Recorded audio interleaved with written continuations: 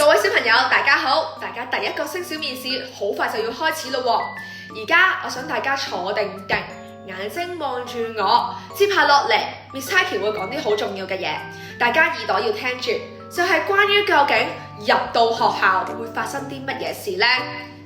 好，第一，我哋第一間去面試嘅學校嘅全名好長，但係你必須要記得，所以同我讀一次：國際基督教優質音樂中學暨小學。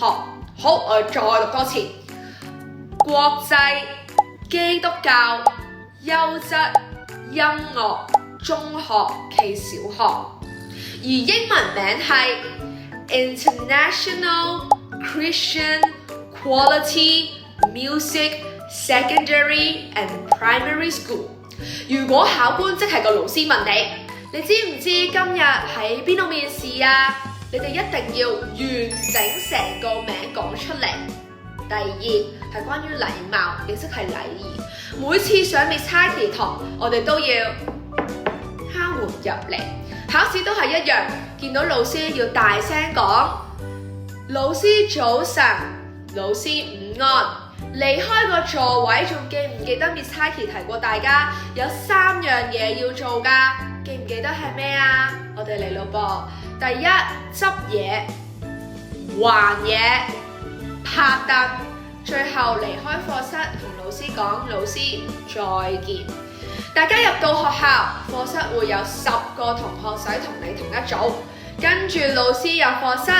然後老師會叫小朋友跟住自己嘅號碼，即係你哋貼喺胸口嘅 label 紙嘅數字，坐翻喺相應號碼嘅座位上面，係咪好複雜呢？即係將你 label 上面填寫你係1號，你就坐翻係1號，就係咁簡單，對翻個數字。然後我哋講下第二個部分，玩遊戲。Miss Heidi 而家講嘅遊戲係曾經考過嘅，有機會再玩多次，所以大家記住啦。第一個有可能會玩嘅遊戲係老師話，我哋喺課堂上面玩過噶啦，但係我都想講多次個遊戲規則俾大家聽，大家聽住咯喎。只要聽到老師話3個字，你先可以用手用腳做動作。如果老師淨係講摸下個鼻，而冇講老師話，即係可唔可以喐啊？唔可以，你嘅手你嘅腳唔可以喐，喐咗代表你輸咗，一定要聽清楚先可以喐。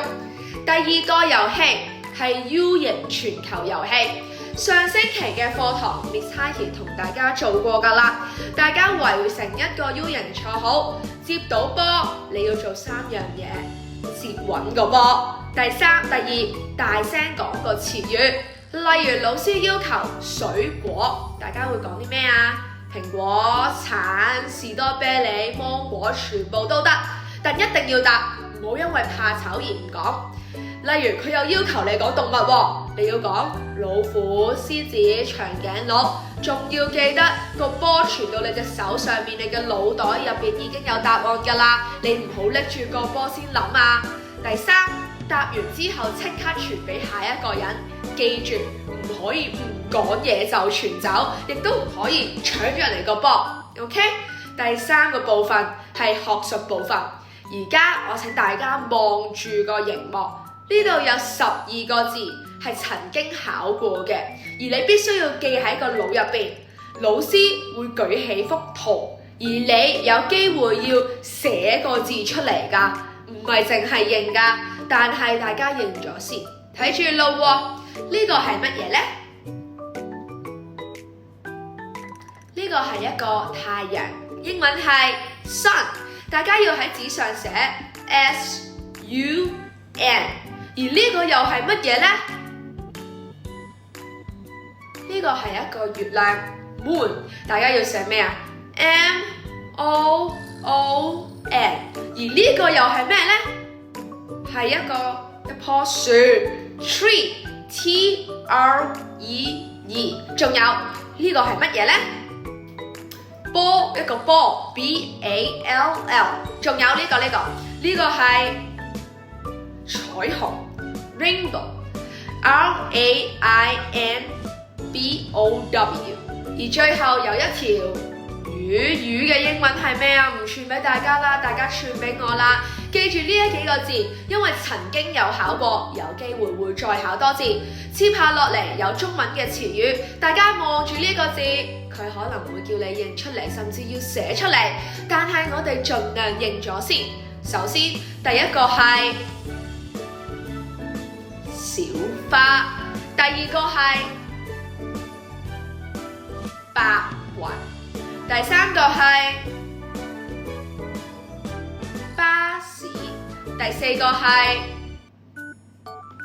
水果，第五個係最後一個詞語係大山。認完字之後，佢會俾一張紙你㗎，而你呢一張紙做咩啊？係要整齊寫你哋嘅中文名、英文名。但係記住，老師冇叫你喐手揸住支筆嘅時候，手可唔可以掂支筆啊？唔可以，直至老師講先可以掂。第四個部分係關於音樂同常識㗎。當現場播音樂嘅時候，你唔好發吽哣啊！你要記住個節奏，跟住個節奏拍手、點頭、喐下個身，面上面要帶住笑容。如果老師帶大家祈禱，有冇同學知道咩係祈禱啊？向天主、向基督、向神明禱告，去講你哋想講嘅說話，叫做祈禱。喺呢個時候，你有冇信主都好，你都要即刻安靜，閉上眼睛，耷低頭，表示你有尊重，你係一個有禮貌嘅小朋友嚟㗎。最後呢幾個問題，大家要而家諗好咯噃。第一，你哋最中意嘅興趣係啲咩啊？唔好同我講玩玩具喎。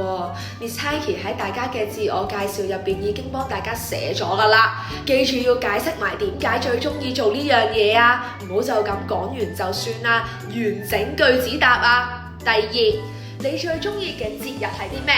例如 Miss Heike 最中意係聖誕節啦。點解啊？因為可以同屋企人齊整咁樣食聖誕大餐，好有聖誕氣氛。記住，人哋問你節日唔係季節，唔好答我春夏秋冬。第三，你喺幼稚園嘅生活係點樣㗎？例如 Miss Heike 好中意上音樂堂㗎，因為喺音樂堂入邊，我可以唱自己中意嘅歌。例如刷牙歌。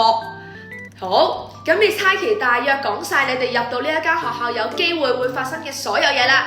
最後，我哋要做3樣嘢：聽清楚指令，耳仔；大聲答問題，口；坐定唔亂咁喐。